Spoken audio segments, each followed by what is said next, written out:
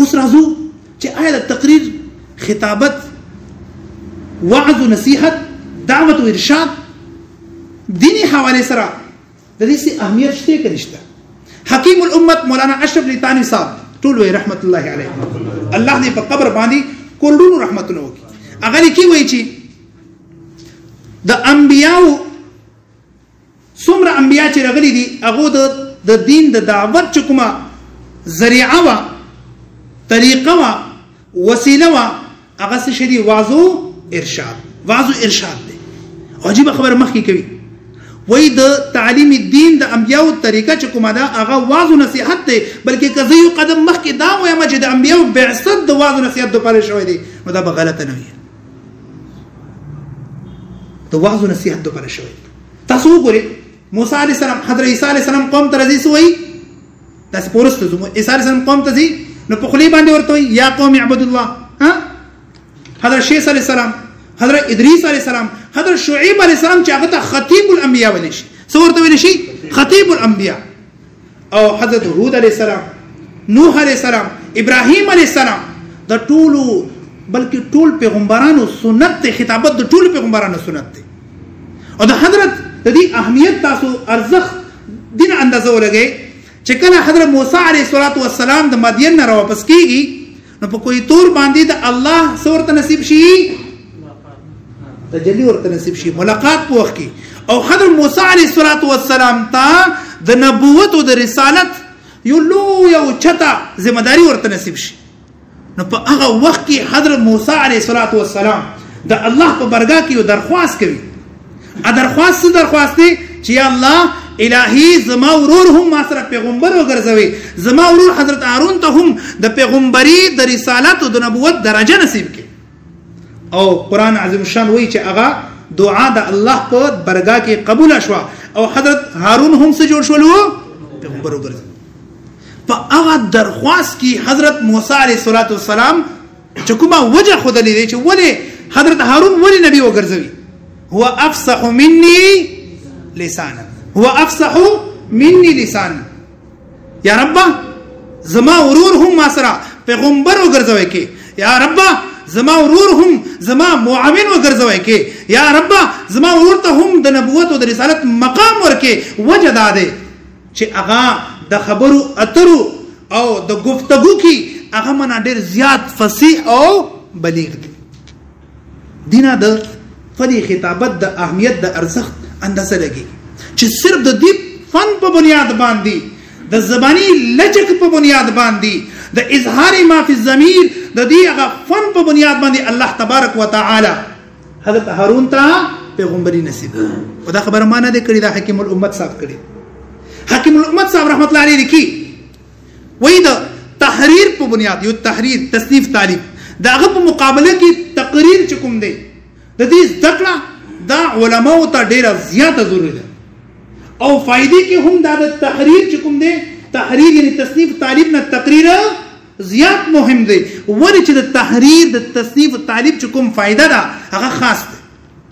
یعنی صرف هغه کسان چې هغه د علم خوندان دي علماء کرام دي طلباء کرام دي هغه فائدہ ونه اوچتوي شي عوامر نه فائدہ اوچتوي شي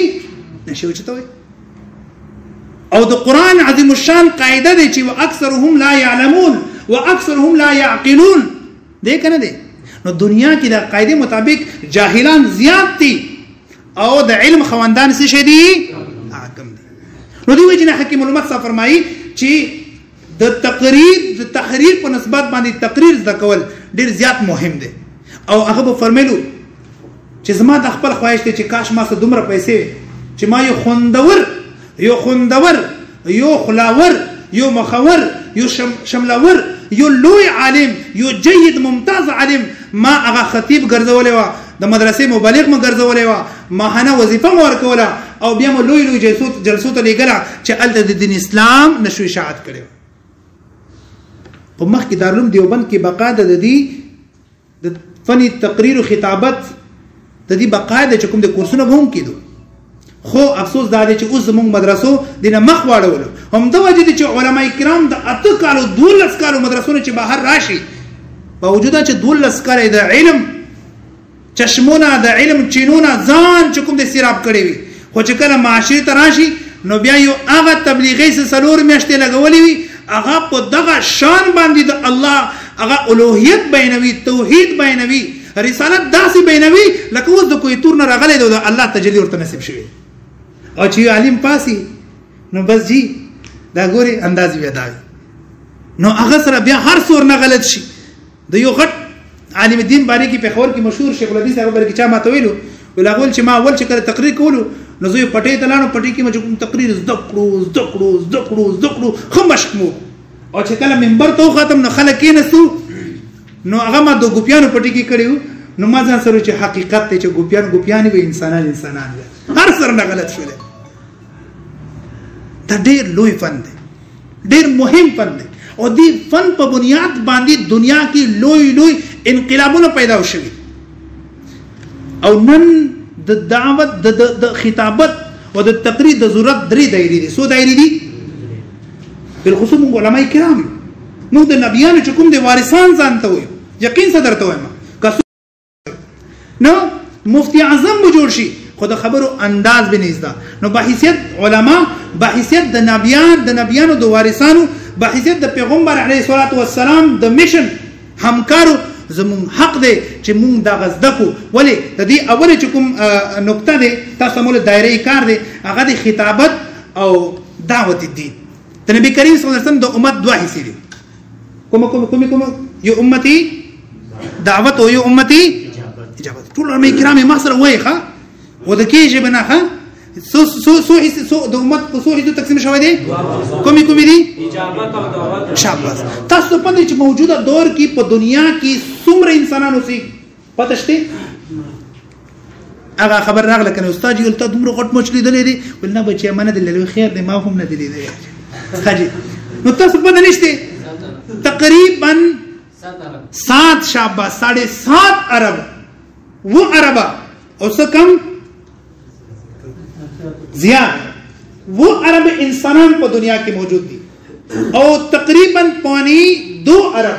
سکم 2 ارب مسلمانان دي پکې سو دي نو داسې شول د مسلمانان د کوم امت کوم حصے کې راغلو امتی شاباش امتی نو د امتی دعوت څومره حصہ پاتې شول 15 پاتې شول نو هغه انسانانو ته د دین تعبیرات د دین تشریحات قرآنی احکامات قرآنی تعلیمات قرآنی هدایات رسول د چا ذمہ دی دا تبلیغان خبره درته کوم دا د چا ذمہ دی مسلمانانو د استاسو ذمہ دی خدای بندگان چې کله د حلوا وخت راشي به خو موږ د الله د رسول وارثان یې موږ او چې کله داسې وخت راشي کنه یا سخت راشي کله الله مو ریاکاری کرامه ولا ډیر سخت یری ګور نو دا خبره بیا رسو خپل غتا نو د نبی کریم صلی الله علیه وسلم د ګوره د خطابت د اهمیت د ارزښت درې دایره دي اول به کیسه شي دي دعوت الدین شاباش انبیاء کرامو تاسو مول چې ټول انبیاء کرامو د دعوت الدین تعلیم الدین او د اصلاح چې کوم بیړه او چتکړی هغه په سبب بنیاد باندې و اگر شورسته بیا په نبی کریم صلی الله علیه وسلم پورستا خطوط هم لیکلي دي بادشاہان تر په نامونو باندې خطوط هم لیکلي دي خو اول د سبب بنیاد باندې چې کله کوئی صفه هغه ته خطلو د فاران غره ته خطو نبی کریم صلی الله علیه وسلم چې आवाज لګولې نو خطي ورته خېلو څه خېلو ها هغه کومه نعره لګولې تاسو جی اچھا ته یاد دي چې پیغمبر صلی الله علیه وسلم په غره باندې کومه نعره وچته کا نعره ولګوله ها یا صباحا یا صباحا یا صباحا هي مولانو علامه الحلوا نه مړکه نو نبی کریم صلی الله علیه وسلم هم تقریبا 14 کاله باقاعده چې دعوت او تبلیغ کړی دي نو په څه باندې کړی دي ټول باندې کړی دي نو لہذا دی وخت کی ضرورت ته یقین صدر ته چې امتی دعوت پرېږ دی امتی اجابت هم چې کوم دینن سبا په داسې ګناهونو کې کا کړ دي داسې ګناهونو کې کا کړ دي چې پته ګناهونو سم مرګ ته راغلو نو ډایرکټ څه شدي پتو نه لګو خیر دغه بل چا کړ دي ډایرکټ هغه دي پوه شي الته ورسیږي زنا تاسو کوئی دا د امریکای د یورپ خبرې نه کوم د پاکستان د خپل وطن خبرې درته کوم نو د دې غم به سو کوي د دې غم به ما او تاسو د دې غم به د نبی کریم صلی الله علیه وسلم ورثان کوي د دې غم به صلحا کوي د دې غم به دغه اتقیا کوي د امت دغه فرزندان به کوي خدا به کله کیږي چې تا ته تقریر او خطابت فنز دوي تا ته خبري انداز دوي ته خلک په یو خبري باندې خندوي هم شي په بلې خبري باندې شړوي هم شي او دا به کله کیږي چې کله انسان دغه ذات ودرېږي ججک ختم شي هیزیټیشن ختم شي چې اول ودرېږي سړی زما ته اوس یادېږي زه چې اول مونځ ته ودرېدم ما د خپې داسې رپېدلې آس مال چې ارمان دې څوک خو چې د ما خپې داسې نیولې وه یقین څه درته وایم په دویم رکعت کې به لګي برابرې شولې بیا چې دوه درې منځونه پړاو کړو هغه ججک هغه هیزیټیشن هغه خوف هغه یره هر څه ختم شول نو د دغه ځای دوه درې ځله بس یری چې دلته تاسو راشي یو ځل دوه ځله درې ځله دا به ختم شي لکه ډېر کسان کې ماشاءالله دوه درې کسان ما ولیدو خطبان دي ماشاءالله علماء کرام دي دا غو کې ما ير ونه لره ير ختمه دي ولې چې هغه بار منبر ته خطرې دي خلکو د حقیقت ښکارا کړي دي ها لہذا هغه جج ختم شوی دی صحیح نو لہذا د ذکر به ختموي صحیح نو دا بسنګ ختمي کې یو خدای نه ګور اوله څه شو دوه درې نقطې ما درته وخیری د خطابت اهمیت اول څه شدي دعوت الدین دویم څه شي دویم دی خطابت او اصلاح امت او یقین صدر ته وایم چې د اصلاح امت چې کوم کار مدرسې کوي کوم کار علماء کرام کوي یا زموږ تبلیغ جماعت زموږ تبلیغ جماعت ته سړي زموږ تنظیم دی زموږ تحریک دی الحمدلله یا نور تحریکونه څومره کوي څوک چې د دین د پروري د پاره د دین نشر اشاعت د پاره کار کوي هغه زموږ ګرونه دي هغه یقین صدر ته وایم ډیر خلک کوي خو هغه نه زیات ګناهونه په تیزی سره روان دي هغه نه زیات سهوري چې کوم سیکولر خلک دي لیبرل دي یا چې کوم دی وخت دجالي میډیا دي هغه مونږ نه زیات تیزی سره روان دي نو حق دا دی چې مونږ کچرته د اصلاح د امت د لپاره فکرمند یو کوم سره د نبی کریم صلی الله علیه وسلم د امت دغه نن سبا چې کوم موجود خلک څوک شراب خرڅوي څوک زنا کې مبتلا دي څوک مختلف ګناهونه کې مبتلا دي کوم وایي چې دا د فکری ارتداد چې ورته ابو الحسن ندوی صاحب لیکلي دي فکری ارتداد یقین صدر ته خلک مرتد شولو د نامې د لپاره د جامې د لپاره د خوراک د سکاک د لپاره خلکو دین پرېږدول او د دې ذمہ داران څوک یو تاسو نو کچرته د اصلاح د امت د لپاره فکرمند یو نو بیا به خطابت دا دویم ارزښت د دویم چې کوم د اهمیت دویم ذریعہ دی دریم څه شدي خطابت او دفاع اسلام دریم دایره کار څه شدي د اسلام دفاع کول نن مغربي میډیا پورا دنیا کې د اسلام خلاف دوپاره محزونه کولاو کړی دي ما په ډیوار وډو باندې یو ځای کې رنا انټرویو خوستره کله چې ما د مدرسو صفات شروع کو ولې مفسد دا پریک دا غرته وای ما چې دا ولې پریک دا دغه خمخ تاسو ولې نه ګوري د اسلام په یو غلطی جامه کې پېښ کول تاسو کې پېښ کوي هغه تاسو ته قبول دي خو چې کله د اسلام صحیح جامه د اسلام روخانه مخ درته څوک ښکاره کی حقیقت درته ښکاره کی نو تاسو هغه انکار کوي نو لہذا صرف او صرف په افغانستان کې د هغه وخت 2001 خبره درته کومه چې تقریبا شپته او یا غټ چینلی او ډېر تنظیمونه خو 60,000 نه زیات چکو د پورا پاکستان او برصغیر پاک هند کې دا د صهیونیت د لپاره کار کوي چې سپسوي د خلکو د نوجوانانو زړونو نه د قران تقدس ختم کو د علماو عظمت ختم کو د عوام الناس او د علماو په مینس کې یو خلا پیدا کو نفرت پیدا کو وحشت پیدا کو دوری پیدا کو یقین صدر ته پر ډېر خلک په دې کې کامیاب شوي دي نن سوشل میډیا تاسو ګورئ د اندازو کې چې خلک د مولانا نفرت کوي وجه څه صرف دا دی چې هغه کار کوي پروپاګاندا کوي او موږ د هغه مخنیوي نه کړي نو کچرته یو مخنیوي دا دی نو بل مخنیوي دا هم د دام په کار دی راتلونکي وخت کې به د نظام ته هم ان شاء الله د داسې کسانو د داسې خطیبانو د مجاهدین خطیبانو ضرورت ان شاء الله و دغه کمی به ان شاء الله تاسو پر کوي ان شاء الله نو داغه دفاع کول پکار دي نن مستشرکین د نبی کریم صلی الله علیه وسلم په ذات حواله سره د قران حواله سره د اسلام نور احکامات حواله سره د نکاح حواله سره د جهاد حواله سره د قران نور څومره چې احکامات دي داغه حواله سره زموږ مسلمانانو نوجوانانو کې تشکیک پیدا کوي چې شک کې شي تشکیک ورکی پیدا وشي چې دوی بیا د گمراهی طرف لا د دوی طرف لل بس شي آسان شي نو دا د علماو چې کوم دی د ضرورت دغه دی وخت چې کوم دی د هغه ذمہ جوړیږي چې هغه د خطابت د کی او د په بنیاد باندې خلکو د دین اسلام دفاع هم کی او د نبی کریم صلی الله علیه وسلم د امت اصلاح هم کی خجی یو بل خبره سي وړه خبره ده چې د خطابت ما یو خبره وکړه چې د خطابت په بنیاد باندې لوی انقلابات پیدا وشي دي یقین سره درته غټي کارنامې چې کوم دي اور کړی شوی دي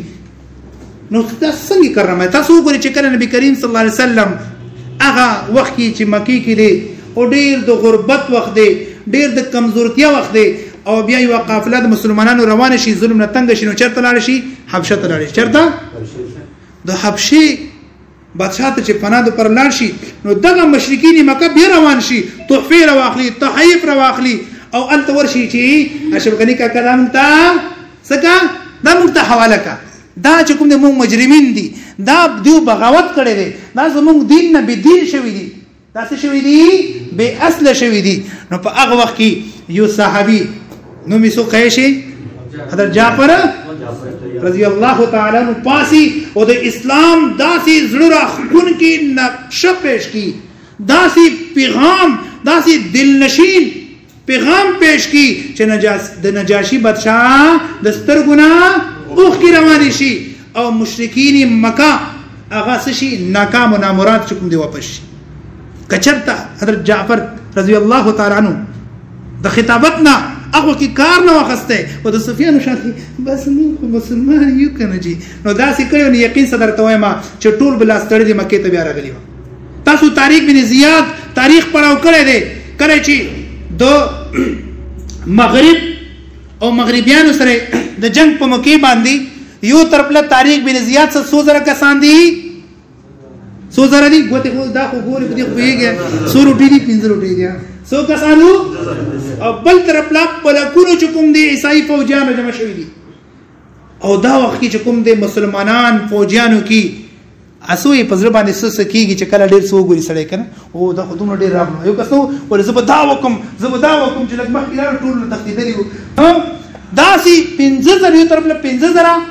او بل بلکونو فوجیان دي اسلحه ور سره دي بالکل د اسلحه نه لیستي هر څور سره دي هیڅ کمی نشته او بل طرف له 15000 داسي کسان داسي مجاهدین چې وطن نه به وطن دي بچانی پردولې دي خپل وطن پردولې دي خپل خځې پردولې دي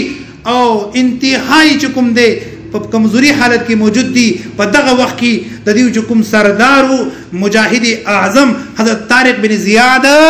رحمت الله علیه هغه پاسيږي او په یو غره داسې غونډي باندې ودرېږي او قوم ته مخاطب شي صرف 15 منټه بیان ورته وکي نو دا هغه نوجوانانو په جذبو کې داسې ور ولګوي چې خپل ټول اختشي او خپل کشتیانو ته ور ولګوي او بیا د کفار طرف روان شي نو د کفار هغه 15 لاکه تاریخ لري 2.5 لاکه او یو کې 15 لاکه لیکل شوی دي او یو کې 10 لاکه لیکل شوی 10 لاکه او ټول فوجیانو تصور کې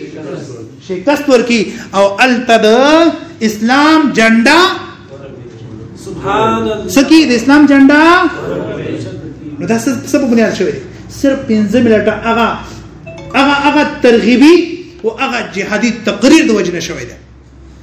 سید عطا الله شاه بخاری رحمت الله علیه څوک پیژندي سید عطا الله شاه بخاری رحمت الله علیه هغه کسو چې هغه په شپې د مازدیګر د مخام نه د مسوتن نه بیان شروع کو تر سحر پرې د هغه بیان بجاری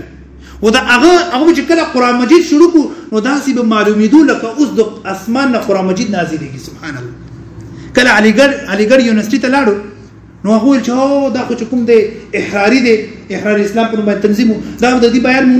نو اورو خلکو بوټانو سره داسي نو حضرات अच्छा मैं बयान नहीं करता लेकिन कुरान मजीद की तिलावत तो करूं तो कुरान मजीद तिलावत वो कमा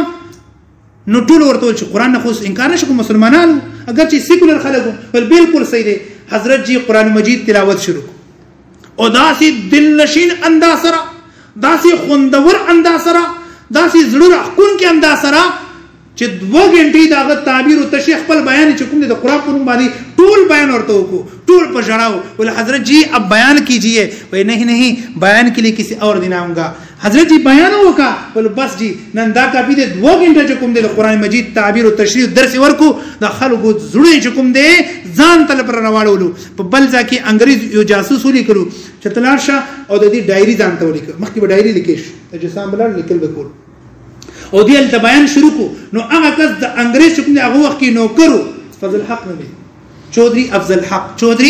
افضل حق هغه لاړو چې د قصوي ډایری ځان ته ولې ها لکه ډېر خولي خبرې کوي ماشاءالله دا خو مسلمان دی. دا تاول شاه بخاری رحمت الله علیه هغه راغلو ډایری لیکي جاسوس په تور باندې یا چې کوم د حکومتي کارنده په تور باندې چې زه ډایری ولیکم چې څه خبرې کوي و یا تا خو ډېر خولي خبره وکړه راځه ورته کېنه لغونتې کېناستلو ماښام مسوتن ټیم شو وایي 10 بجې شي ما خیر دی لږ ورته سمله وایي تقریبا سهار پورې ما د هغه بیان واورېدو نو سهار چې کله شو ما خپله وردي وغورځوله چې نن نه اخوا به زه د انګرېز غلامي نه زه د محمد رسول الله غلامي به انشاءالله کوم هر څه پرېږدولو شاهجي ته ویلو آج کے بعد میں آپ کا غلام میں آپ کا نوکر آپ خدمت کریں گے میں آپ کی خدمت کروں گا او آغا چودھری افضل حق رحمت الله علیه بیا د وخت د بل لږ وخت بعد چې کوم دی هغه کس الله وګرځولو چې هغه نه د ختم نبوت غټ کار الله دومره غټ کار واخیستو چې ډېر علماو نه غټ کار دومره نه دی اخیستی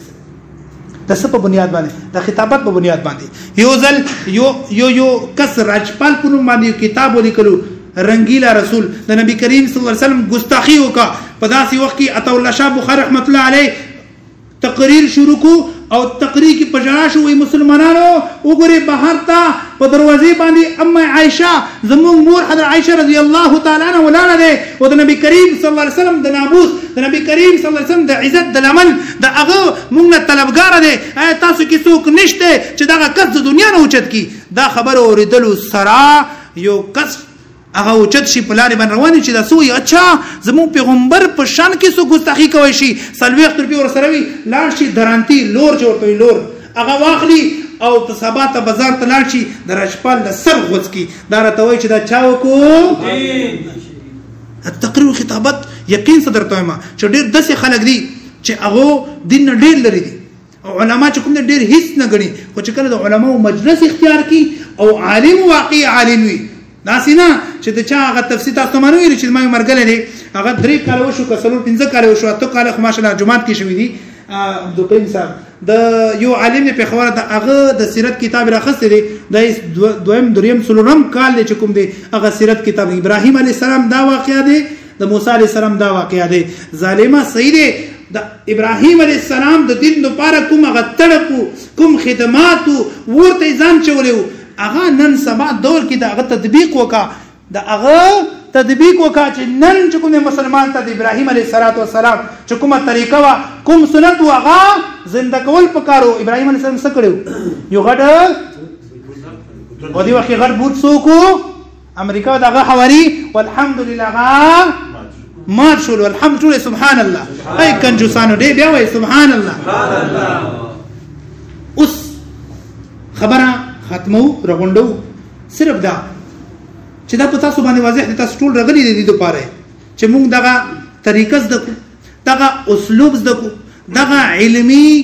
تحقیقي لب لهجه زده کو نو ان شاء الله ټول وای ان شاء الله چې موږ به دا په صحیح طریقې سره زده کو